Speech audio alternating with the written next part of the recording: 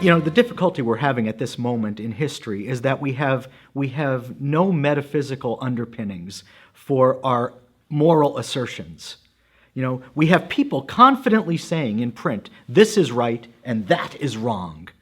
But they can't tell you why, ultimately, because they can't even tell you what a human person is. If they do, it's going to undercut some of the things that they believe, okay? Is the unborn child one of those human persons? Well, if not, how do you define human person so that the people you like are protected?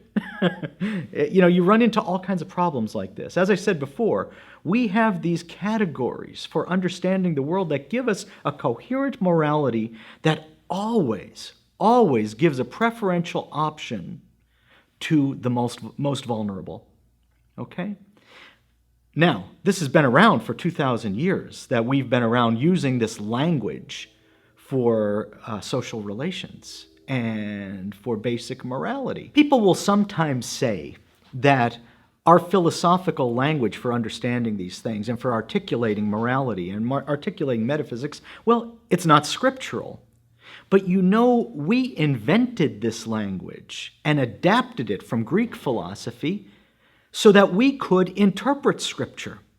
Because Scripture was breaking all the molds. Scripture, revelation, was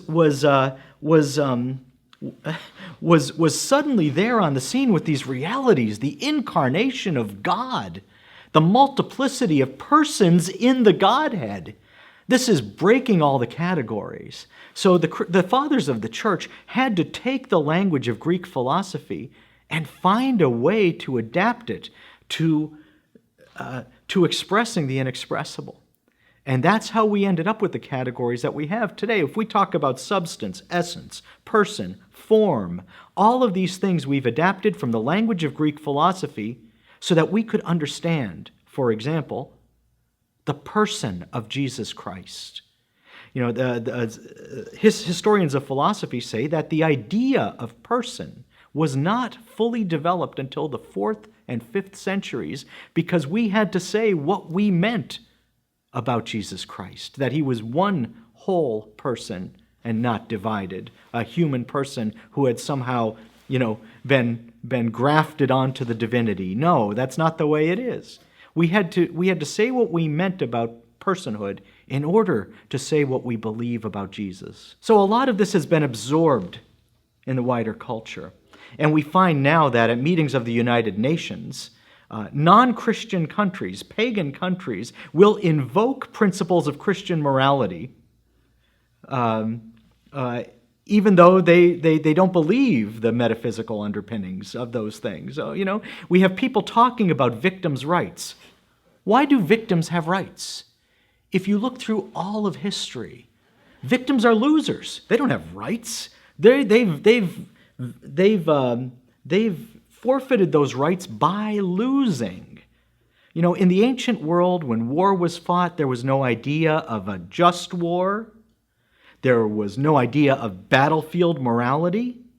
You won. All's fair in war. All right? That was your goal. And then afterwards, you took the women, you took the children, you took anything that was of value, and you probably killed the surviving males.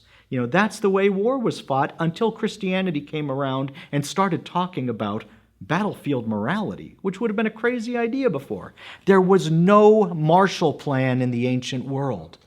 You didn't help your vanquished. You didn't help the loser get back up on his feet and give him money to get a new start in life. No, you wanted to make sure your enemies stayed vanquished forever. Salt the fields, right? That's not the way of Christianity, and it's not the way of the world since Christianity unless we let it slide back there. And we will let it slide if we don't hold on to Christian principles, because otherwise morality is whatever the mob wants. And if the mob wants certain victims to be protected and other victims to lose protection, well, then that's what the mob will get.